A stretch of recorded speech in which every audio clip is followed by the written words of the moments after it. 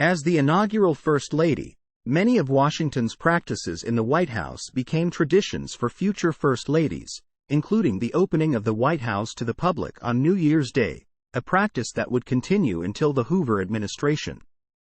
She hosted many affairs of state at New York City and Philadelphia during their years as temporary capitals. The social circles that developed among those in American politics became known as the Republican Court.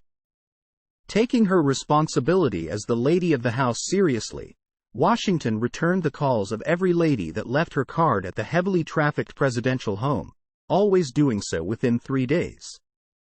Washington was also tasked by her husband with the responsibility of hosting drawing room events on Fridays in which ladies were permitted to attend.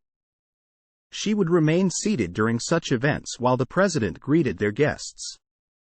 The guests were at first uncertain as to whether they should follow the royal custom of waiting for the hostess to leave before they do, and she resolved the issue by announcing her husband always retired at 9. She was careful during these events to avoid political talk, encouraging a change of subject when it came up. The Washingtons left the Capitol immediately after the inauguration of John Adams, making the return journey to Mount Vernon, which by then had begun to decay. Again they went into retirement, and they saw to several renovations for their home. In the years after the presidency, the Washingtons received more visitors than ever, from friends and strangers alike. They eventually took in one of the former president's nephews, Lawrence Lewis, to serve as secretary, and he would eventually marry Washington's granddaughter Nellie. Washington feared that her husband would again be called away to lead a provisional army against France, but no such conflict took place. Her husband died on December 14, 1799.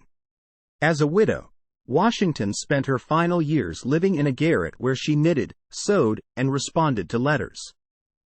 Though she was the legal owner of her husband's property, she gave control of its business affairs to her relatives.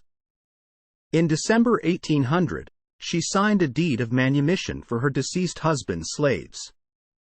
The slaves received their freedom on January 1, 1801, a little over a year after George's death. Washington retained an interest in the presidency after her tenure as First Lady, beginning the tradition of advising her successors. The Washington family long disliked Thomas Jefferson and Jeffersonian politics, in part because of the central role he played in criticizing the Washington administration. Washington took offense when he became president, feeling that he did not give adequate respect to the office. Washington's health, always somewhat precarious, declined after her husband's death. She had anticipated her death since that of her husband. When she developed a fever in 1802, she burned all of her husband's letters to her, summoned a clergyman to administer last communion, and chose her funeral dress. 2.5 years after the death of her husband, Washington died on May 22, 1802, at the age of 70. Following her death, Washington's body was interred in the original Washington family tomb vault at Mount Vernon. In 1831, the surviving executors of George's estate removed the bodies of the Washingtons from the old vault to a similar structure within the present enclosure at Mount Vernon.